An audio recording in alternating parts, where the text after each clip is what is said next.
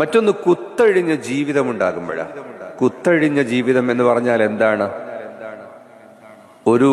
നമ്മുടെ ഒരു തുണിയുടെ വക്കടിച്ചാൽ ആ വക്കടിച്ചിട്ടില്ലെങ്കിൽ അതിന്റെ നൂലിങ്ങനെ ഇറങ്ങിപ്പോകും. ഒരു ചാക്ക് മുറിച്ചെടുത്താൽ അതിന്റെ കുത്തഴിഞ്ഞുപോയി, പിന്നെ ആ കെട്ടവിടെ നിൽക്കുകയില്ല. കുറച്ചു ദിവസം കഴിയുമ്പോൾ പിന്നെ അത് കുറെ നൂലുകളായി മാറും.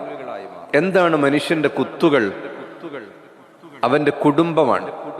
മാതാപിതാക്കൾ, ജ്യേഷ്ഠാനുജന്മാർ, കുടുംബം എന്ന് പറയുന്നൊരു ബന്ധമുണ്ട്.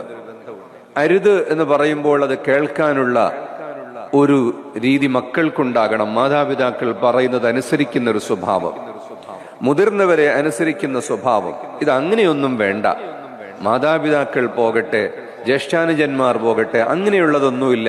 ഞാൻ സ്വതന്ത്രനാണ് എന്ന് പറഞ്ഞു നടക്കൂ, അതാണ് ഇവിടെ വേണ്ടത് എന്ന് പ്രോത്സാഹിപ്പിക്കുന്ന, അതിനുവേണ്ടി എഴുതുകയും അതിനുവേണ്ടി പ്രസംഗിക്കുകയും അതിനുവേണ്ടി സംഘടിക്കുകയും ചെയ്യുന്ന ഒരു കാലത്താണ് നാം ജീവിക്കുന്നത് എന്ന് മനസ്സിലാക്കണം. അതിൻ്റെയൊക്കെ ലക്ഷ്യം മയക്കുമരുന്നിലൂടെയും മറ്റും ഉണ്ടാക്കുന്ന വാണിജ്യവും വലിയ കോടികൾ സമ്പാദിക്കലുമാണ് എന്നുകൂടെ നാം മനസ്സിലാക്കേണ്ടതുണ്ട്. കുടുംബ ഭദ്രതയുണ്ടാകണം, നാഥനുണ്ടാകണം, ഒരാൾ പറഞ്ഞാൽ മറ്റുള്ളവർ അനുസരിക്കുന്ന രീതി ഉണ്ടാകണം.